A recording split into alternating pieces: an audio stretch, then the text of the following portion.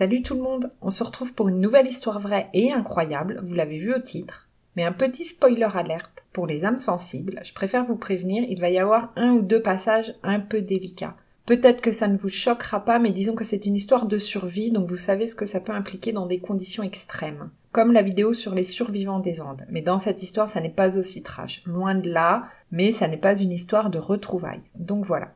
Allez, on commence tout de suite, alors je vous laisse vous installer tranquillement, et c'est parti.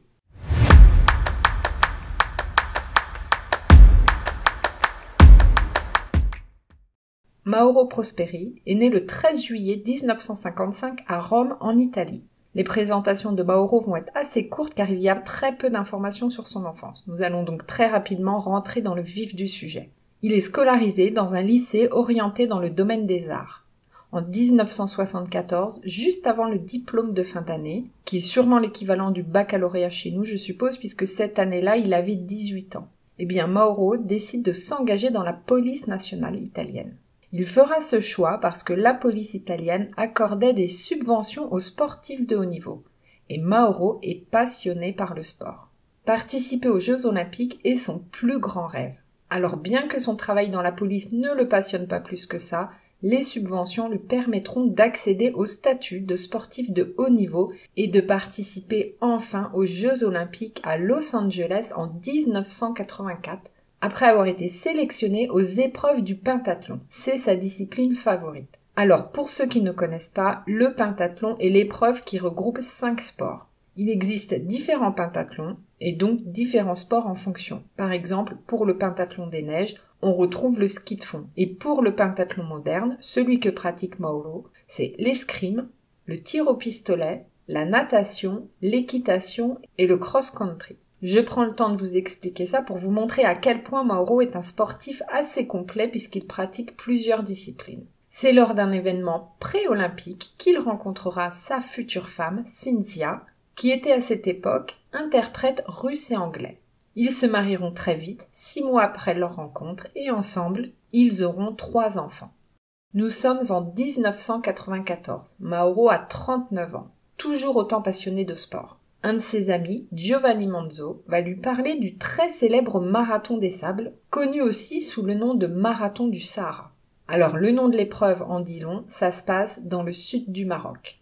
C'est un marathon extrêmement difficile qui se déroule sur plusieurs jours en plein désert du Sahara. La distance à parcourir est de 251 km, ce qui équivaut à 6 marathons classiques entre guillemets. Depuis sa création, il y a eu 3 sportifs qui ont perdu la vie, dont le dernier était l'année dernière, en 2021, et c'était un Français. Pourtant, tous les participants passent des examens médicaux avant de pouvoir valider leur participation au marathon, car vous vous en doutez, courir en plein désert demande un effort physique et mental très important. Mais c'est ça que Mauro veut faire. Il veut repousser ses limites. Il veut se tester dans un environnement qu'il ne connaît pas, car il n'a jamais couru dans le désert. Alors il va s'entraîner avant durant des mois. Il va courir tous les jours 40 km en buvant le moins d'eau possible pour habituer son corps à être en état de déshydratation. Il va aussi, avec son ami Giovanni, escalader à plusieurs reprises l'Etna, le volcan en Italie. Il s'impose vraiment un entraînement drastique. Sa femme Cynthia, qui d'habitude l'encourage, le soutient tout le temps lors de ses compétitions sportives, cette fois-ci elle n'est pas très rassurée, car elle a conscience que le marathon des sables est un niveau supérieur que le pentathlon. Elle a conscience que c'est une épreuve qui comporte quand même des risques. Le départ de la course est le 10 avril 1994. Mauro est présent, accompagné de son ami Giovanni qui participe également, et avec eux il y a 80 autres coureurs. Tout le long du parcours, il y a des points de contrôle où l'eau leur est fournie. Mais ils n'ont pas accès à l'eau entre ces points. Les coureurs doivent porter eux-mêmes leur nourriture, leur sac de couchage, leurs vêtements, un réchaud aussi, et également un minimum de matériel obligatoire comme une trousse d'urgence ainsi qu'une fusée éclairante. Voilà, donc ils ont quand même un gros sac à dos en plus avec eux. Les 3 premiers jours du marathon se passent bien. Mauro et Giovanni vont parcourir une distance de 96 km. Et Mauro est classé dans le premier quart des participants. Il faut savoir que les coureurs ne font pas la course ensemble. Ils sont un peu disséminés tout le long du parcours. C'est vraiment un marathon extrême dans des dunes de sable déjà, donc les pieds s'enfoncent. La chaleur aussi est extrême et surtout il y a énormément de vent. Et vous verrez par la suite que c'est ce qui va être le pire pour Mauro. Alors chaque marathonien court à son rythme. Nous arrivons maintenant au 4e jour. C'est le 14 avril 1994. C'est l'étape la plus longue du marathon et elle fait 85 km. C'est une journée particulièrement chaude. La température va atteindre les 46 degrés. Mauro est toujours très bien classé pour le moment. Il a réussi à prendre la 4e place de la course en accélérant son rythme. Quant à Giovanni, son ami, il se tient un peu plus loin derrière. Mauro passera le 4e point de contrôle, toujours très bien classé, mais c'est à partir de ce moment-là que les choses vont commencer à se gâter. Le vent va se lever, et c'est une véritable tempête de sable que Mauro est en train d'affronter. Mais malgré ça, il continue de courir. Un détail important, il faut savoir qu'à cette époque, les coureurs n'étaient pas encore équipés comme aujourd'hui de balises individuelles pour pouvoir les repérer. Le vent est très violent et malgré la tempête de sable, Mauro ne s'arrête pas. Sa visibilité est réduite, les grains de sable le font saigner du nez, ça irrite sa gorge. Il confiera dans une interview à la BBC plus tard « Le sable fouettait mon visage, j'étais aveuglé, je ne pouvais plus respirer, c'était comme une tempête d'aiguilles.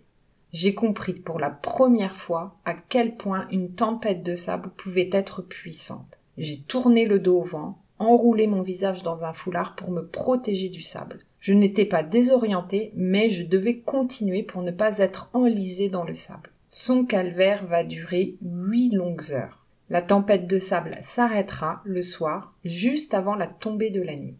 Il sait maintenant qu'il n'a plus de chance de gagner la course. Il est épuisé, complètement à bout. En même temps, les organisateurs du marathon ont décidé de suspendre la course. Les coureurs qui étaient derrière Mauro sont rapatriés au camp, dont Giovanni qui arrive sur place. Et là, il ne voit pas Mauro. Mais comme les tempêtes de sable sont courantes dans le désert, et comme lors des marathons des sables précédents, les secours avaient déjà été confrontés à cette même situation. Giovanni ne s'inquiète pas. Il pense que son ami va bientôt être de retour.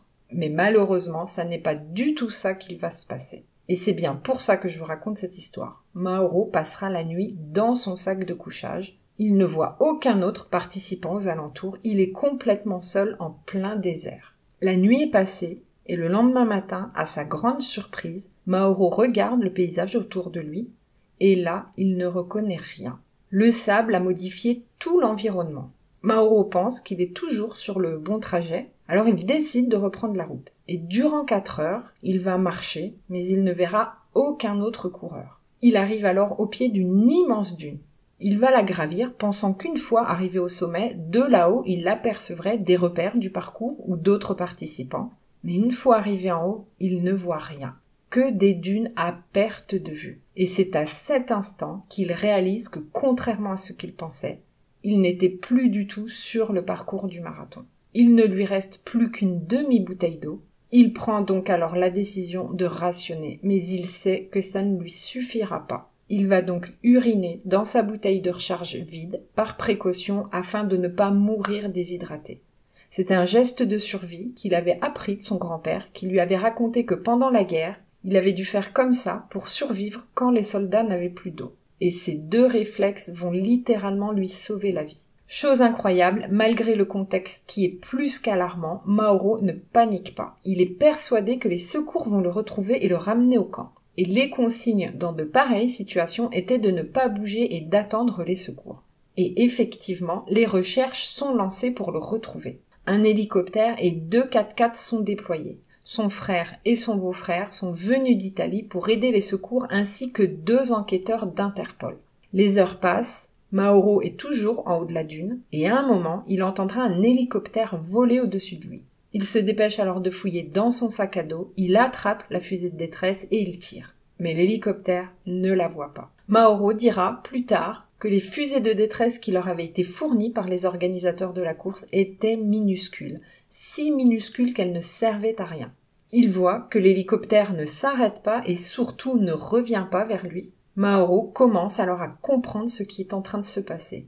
Nous sommes à ce moment-là en fin d'après-midi. Il confiera ne pas avoir eu peur, mais avoir plutôt ressenti un sentiment de désespoir. Il explique qu'il hurlera de détresse. Pendant ce temps-là, la course a reprise. Alors oui, j'avoue avoir été très étonnée de ça. Giovanni, son ami, continue d'avancer aussi et il est persuadé en fait qu'à chaque camp disposé tout le long du parcours, il va finir par retrouver Mauro. Mais il n'en saura rien. De son côté, Mauro est toujours seul, perdu en plein Sahara. Il marche sans savoir où il va. Et il racontera même qu'il était suivi par des charognards. Il n'y a que du sable, des dunes à l'infini. Mais après plusieurs heures de marche, il va finir par enfin apercevoir un sanctuaire musulman. Il espère y trouver de l'aide. Il se dirige vers le lieu, mais malheureusement, il n'y a personne. Le sanctuaire est complètement abandonné. Mauro s'y réfugiera et y restera en attendant que des secours le retrouvent. Il sera enfin à l'ombre, il pourra se reposer et même se nourrir avec les quelques provisions qui lui restaient dans son sac à dos. Et pour ça, il devra les faire cuire non pas avec de l'eau, vous vous en doutez, l'eau étant trop précieuse, mais avec son urine. Cela fait maintenant 4 jours que Mauro tente de survivre en plein désert. À partir de ce jour, il n'aura plus d'autre choix que de boire son urine pour ne pas mourir déshydraté. Il essaye aussi tant bien que mal de récupérer la rosée du matin sur les rochers, en léchant à même les pierres, et il essayera aussi de s'hydrater en suçant des lingettes humides qu'il avait dans son sac à dos. Mauro avait aussi avec lui un petit drapeau italien, et il décidera de le placer en haut du sanctuaire. Il espérait qu'il serait visible par les secours. Et c'est en montant au sommet du sanctuaire qu'il verra que se trouvaient des chauves-souris. Alors n'ayant plus du tout de nourriture, vous vous doutez de ce que je vais vous dire, il réussira à les attraper et ça sera ça qui lui permettra de survivre, de tenir, car maintenant il n'a plus rien à manger. Au bout d'un moment, il entendra à nouveau un moteur dans le ciel. Il racontera plus tard. Et puis, j'ai commencé à entendre un bruit au loin, un avion ou un hélico, je ne savais pas. Alors je me suis dépêchée de tracer dans le sable un immense SOS. Ensuite, j'ai creusé un trou et j'y ai fourré mes vêtements synthétiques, y compris mon sac de couchage, et j'y ai mis le feu, en espérant se faire dégager un maximum de fumée. Mais à peine que le sac de couchage s'est enflammé, qu'une nouvelle tempête de sable s'est levée. Là, ça a été le moment le plus tragique, car vous voyez votre vie qui vous glisse entre les mains. En plus, j'avais brûlé mon sac de couchage, mon sac à dos, etc. Qu'est-ce qu'il me restait à faire? Les idées affluaient sans arrêt, se bousculaient dans ma tête. Je me suis même dit, a-t-il fallu que je fasse du mal à quelqu'un pour subir ça? J'ai pensé que j'avais blessé ma famille. Alors je me suis dit que je devais laisser une trace pour essayer de me faire pardonner. Alors j'ai écrit un message, mais comme je n'avais pas de stylo, j'ai pris un morceau de charbon que j'ai trouvé dans la pièce. Et j'ai écrit: je crois que je voulais être pardonnée. Je t'aime, ma chérie. Pardonne-moi si je t'ai fait du mal. Je n'ai pas été près de toi et des enfants alors que j'aurais dû. À ce moment-là, j'étais tellement perdue que j'ai cru que j'allais mourir. Mauro prendra alors une terrible décision. Désespéré, il tentera de mettre fin à ses jours. Le lendemain, il se réveille. Il n'a presque pas saigné car il était tellement déshydraté que le sang n'a pas coulé. Il a séché directement. Et c'est après ça que Mauro va alors avoir un regain d'espoir, une profonde envie de s'en sortir. Il décide de reprendre la route. Il marchera encore pendant plusieurs jours, mais uniquement le matin, très tôt ou le soir.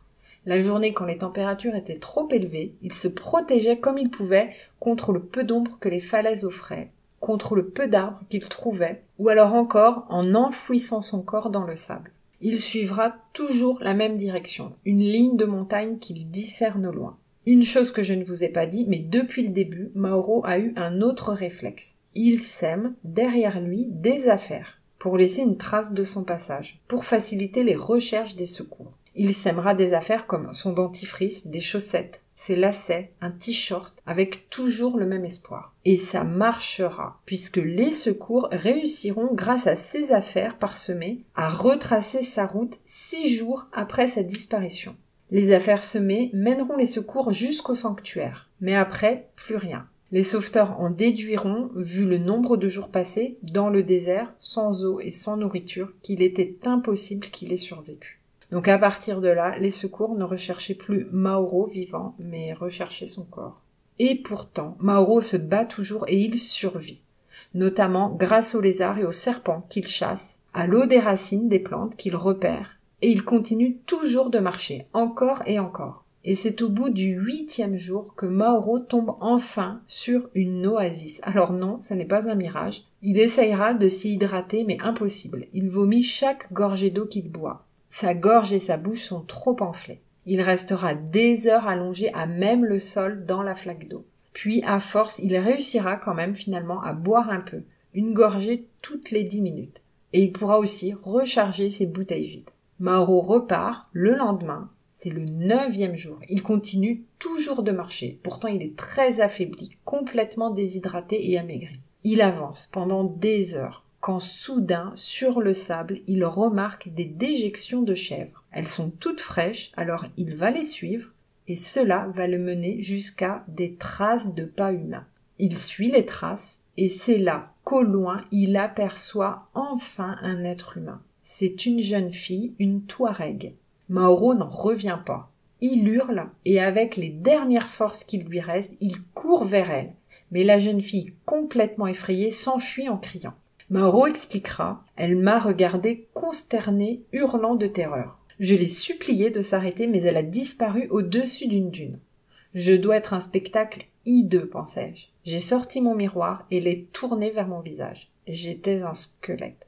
Mes yeux s'étaient enfoncés si loin dans mon crâne que je ne pouvais pas les voir. À ce moment-là, il se pense complètement perdu, mais finalement, la jeune fille revient accompagnée de sa grand-mère. Les deux femmes conduiront Mauro jusqu'à leur camp. Là-bas, sur place, il sera soigné par toutes les femmes Touareg. Les hommes étaient absents et étaient partis au marché. Elles lui donneront du thé à la menthe, du lait de chèvre pour l'hydrater. Par contre, il était incapable de se nourrir. Il régurgitait toute la nourriture qu'il avalait.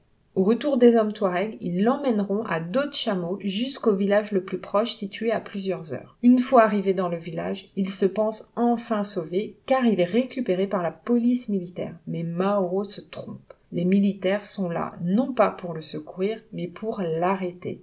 Les militaires lui banderont les yeux et l'emmèneront à leur base pour l'interroger. Mais très vite, il sera transporté dans un hôpital une fois bien identifié comme étant le coureur disparu que tout le monde recherchait. Mauro restera 7 jours à l'hôpital de Tindouf avant d'être rapatrié à Rome. Après ces 9 jours dans le désert, Mauro Prosperi a perdu 15 kilos et il est dans un état de déshydratation sévère.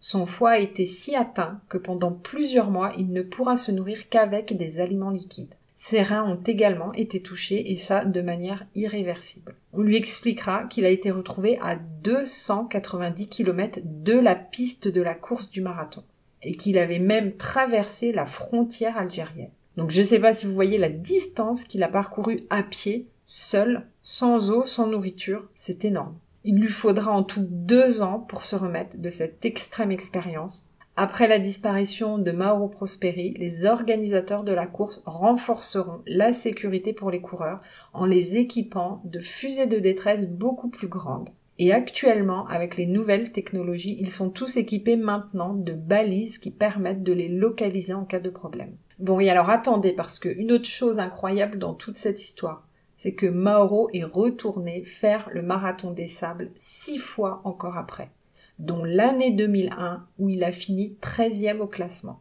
Et il dira que pour lui, le sport et la nature sont des parties importantes de sa vie. Je ressens une connexion là-bas.